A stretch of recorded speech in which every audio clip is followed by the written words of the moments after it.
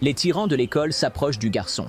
Ayant entendu qu'il est un élève transféré des États-Unis, ils supposent qu'il est riche et essaient de le racketter. Si t'es américain, ça veut dire que t'es riche. Waouh. Eh ben t'as dû en lire beaucoup des bouquins pour atteindre un si haut niveau intellectuel, toi. Sous ta gueule. Le résultat est prévisible.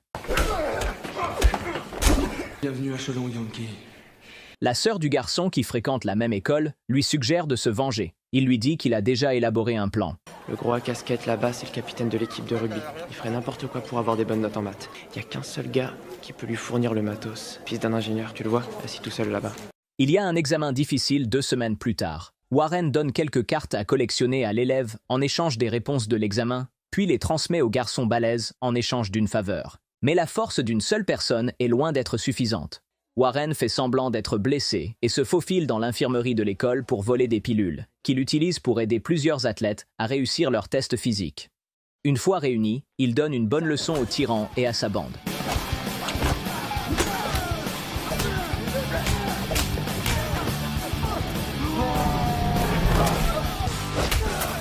Le garçon s'appelle Warren Blake et vient d'une famille de gangsters. Son père est un parrain de la mafia, ce qui explique pourquoi il aborde les problèmes à la manière d'un mafieux. Ils se sont réfugiés ici pour échapper à la traque des gangsters rivaux. Les déménagements et changements de nom constants sont dus à Don Lucchese, qui a tenté de tuer Fred il y a des années, car ils étaient des parrains de mafia rivaux. Fred a riposté en le dénonçant à la police, ce qui a conduit Lucchese en prison. Depuis lors, les hommes de Lucchese cherchent à se venger. Ils ont mis une prime de 2 millions de dollars sur leur tête, ce qui a donné lieu à de nombreuses tentatives d'assassinat et a mis tous les tueurs à gages de la mafia à leur trousse.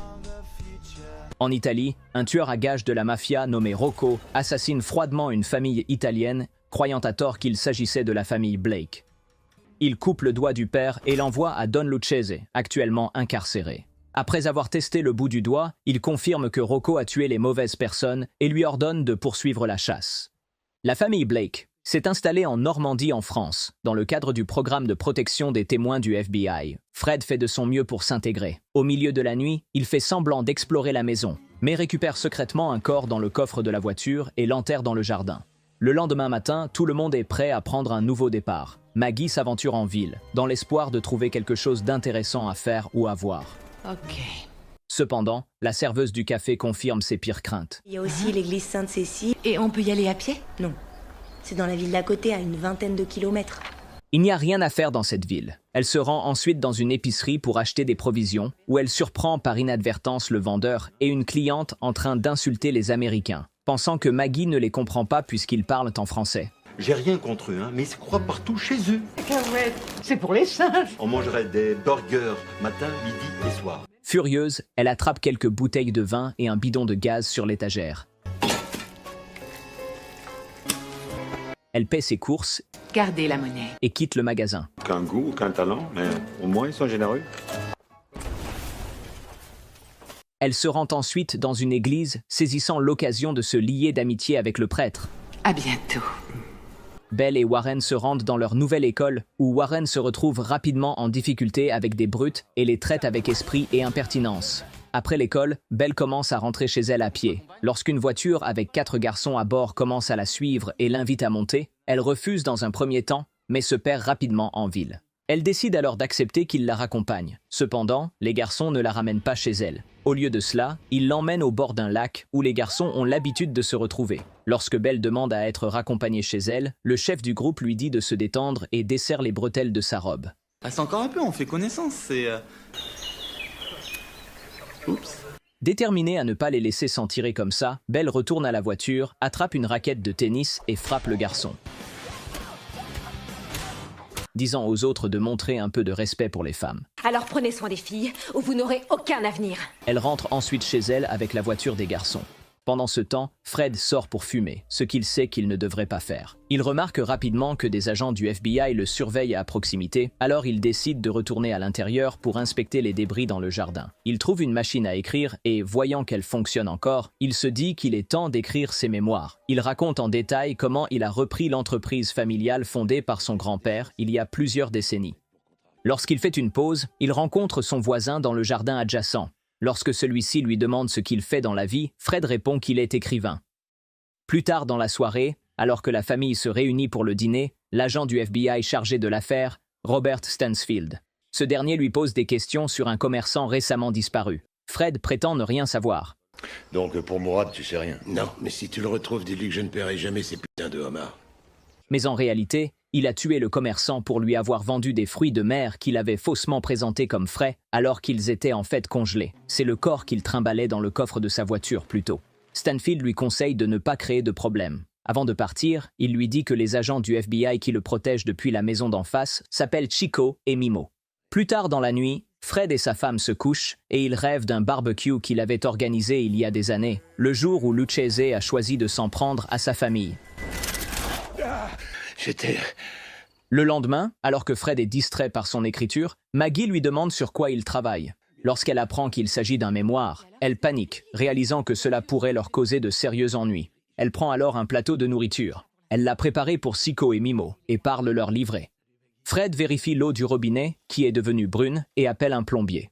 À l'école, Warren commence à nouer des relations avec les bonnes personnes en utilisant des informations et des objets volés pour les amener à travailler pour lui. Pendant ce temps, Belle se retrouve dans une bagarre dans les toilettes avec une fille qui lui a volé sa trousse. À la cafétéria, elle aperçoit un très beau garçon nommé Henry, un étudiant qui remplace le professeur de mathématiques. Toutes les filles de l'école le convoitent, donc Belle devra faire face à une concurrence féroce. Les matheux, c'est des chieurs, modèle géant, branche un sportif, y a pas de prise de tête. Mais elle a un plan. Après les cours, elle aborde Henry et lui demande de lui donner des cours particuliers de maths, ce qu'il accepte de faire. De retour à la maison, le plombier arrive avec 40 minutes de retard, ce qui frustre Fred. Lorsque celui-ci tente de remplacer inutilement toutes les canalisations de la maison, mettre à neuf votre plomberie, ça va vous coûter un bras et peut-être même une jambe. Fred perd son sang-froid. Et vous êtes dans quel secteur? Je vais vous montrer.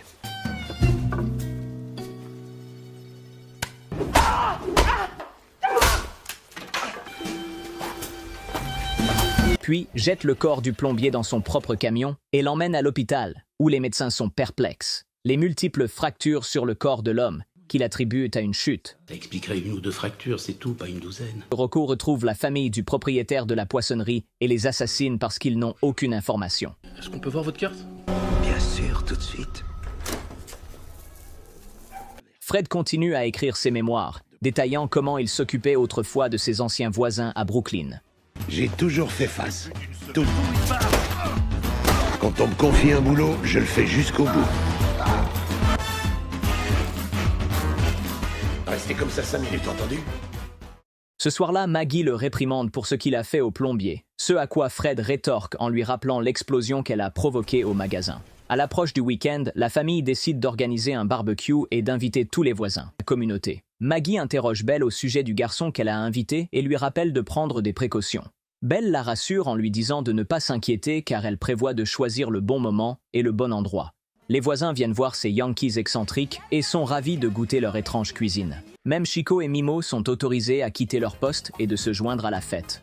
Le seul absent est Fred lui-même, que Belle trouve dans le jardin. Il est en train d'écrire et a l'impression de passer des heures à se regarder dans un miroir. Il regrette de ne pas avoir été un meilleur père, de les avoir mis dans ces situations délicates. Cependant, Belle n'est pas d'accord et lui dit qu'elle pense qu'il est le meilleur père du monde. Se sentant beaucoup mieux, Fred se joint à la fête. Mais lorsque les voisins commencent à lui apprendre à allumer un feu, il se met à nouveau en colère. Ah, monsieur Blake, nul ne possède tous les talents. Savoir toucher les gens avec des mots et savoir allumer un feu.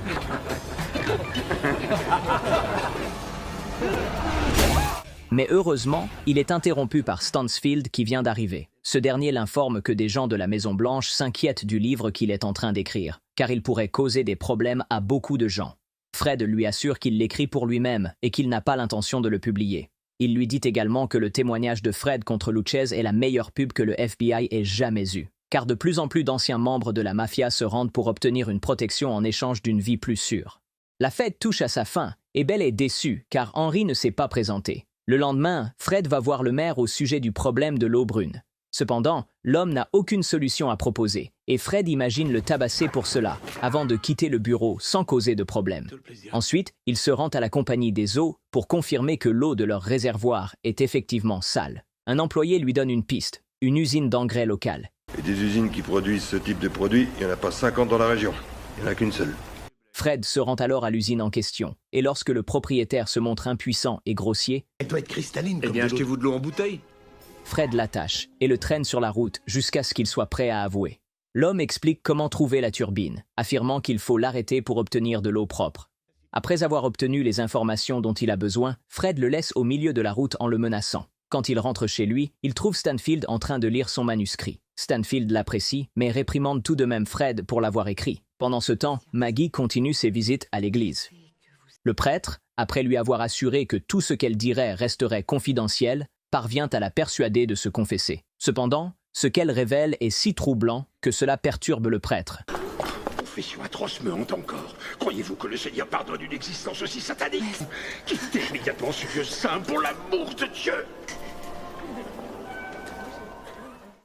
À l'école, Warren oublie d'écrire quelque chose pour le journal de l'école comme promis, et avec seulement 5 minutes pour le soumettre, il finit par citer une phrase de Lucchese qu'il a entendue quand il était enfant. If it's good enough for you, it's good enough for me. Le journal circule partout, lu dans les avions ou utilisé pour emballer des choses, et c'est ainsi qu'il se retrouve dans la cellule de Lucchese. Le vieil homme reconnaît immédiatement la phrase et envoie quelqu'un en Normandie pour trouver Fred une fois pour toutes. Après l'école, Belle rend visite à Henry. On verra les fonctions un autre jour. D'accord, faisons autre chose. Et après avoir verrouillé la porte, ils finissent par s'appuyer contre celle-ci. Ce soir-là, Fred reçoit un appel d'un voisin, l'invitant à une soirée cinéma organisée par la communauté. Ils vont regarder un film, puis en discuter. Comme ils vont projeter un film américain classique, ils espèrent que Fred pourra animer la discussion grâce à son expertise d'écrivain. Fred accepte, mais Stanfield arrive quelques minutes plus tard et lui dit que c'est une très mauvaise idée, étant donné que le FBI écoute tous ses appels.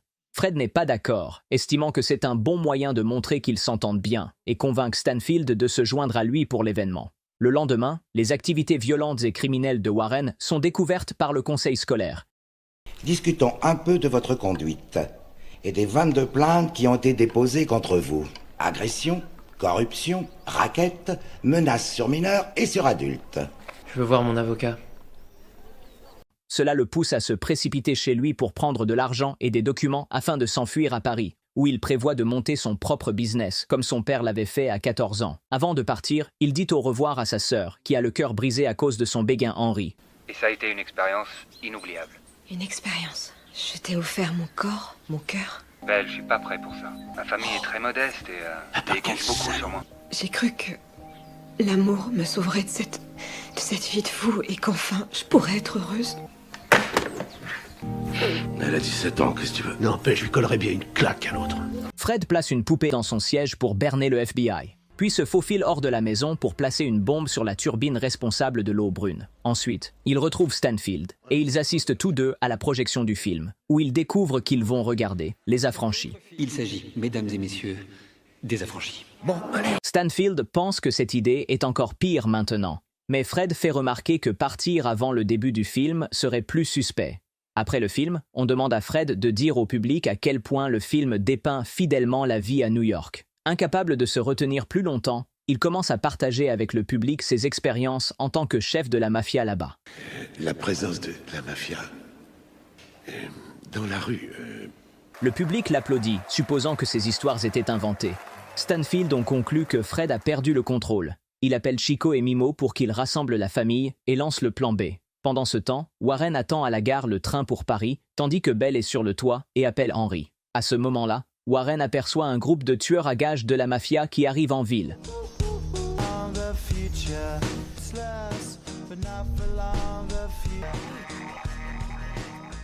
Warren tente de prévenir ses parents, mais personne ne répond. Les tueurs à gages assassinent tout le monde au poste de police et utilisent leur base de données pour trouver l'adresse de Fred.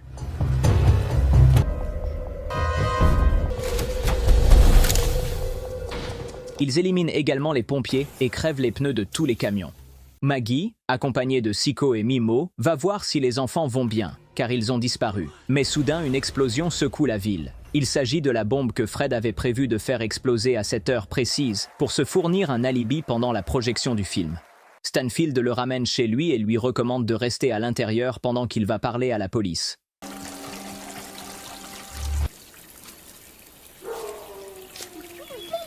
Maggie veut également rentrer chez elle, mais dès qu'elle met le nez dehors, elle aperçoit des mystérieux hommes en noir. Elle retourne à l'intérieur avec Chico et Mimo.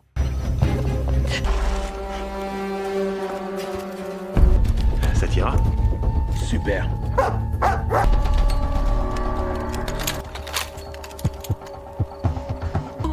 Oh mon Dieu!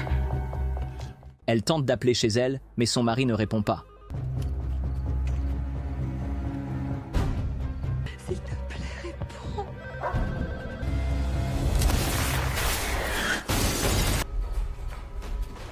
Qu'est-ce qui se passe? Maggie tente de le secourir, mais dès que Chico et Mimo atteignent la porte, un tueur à gages leur tire dessus.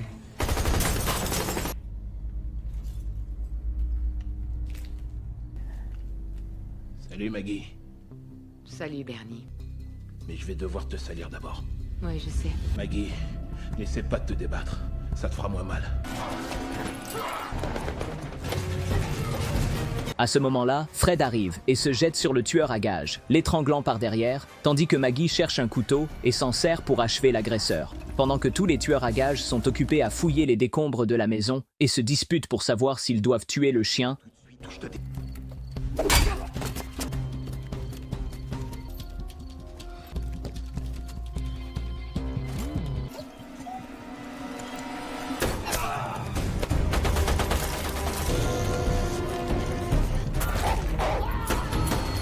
Une fusillade s'ensuit, au cours de laquelle Warren et Belle éliminent la plupart des tueurs à gages, à l'exception de Rocco. T'es devenue une jolie jeune fille, Belle.